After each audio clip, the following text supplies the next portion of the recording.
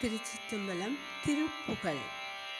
ஏறுமையில் ஏறி விளையாடுமுகம் ஒன்றே, ஈசனுடன் ஞான மொழி பேசுமுகம் ஒன்றே, கூறுமடியார்கள் வினை தீர்த்த முகம் ஒன்றே, குன்றிருவாவேல் வாங்கி நின்ற முகம் ஒன்றே, மாறுபடு சூரரை வருத்த முகம் ஒன்றே, வல்ல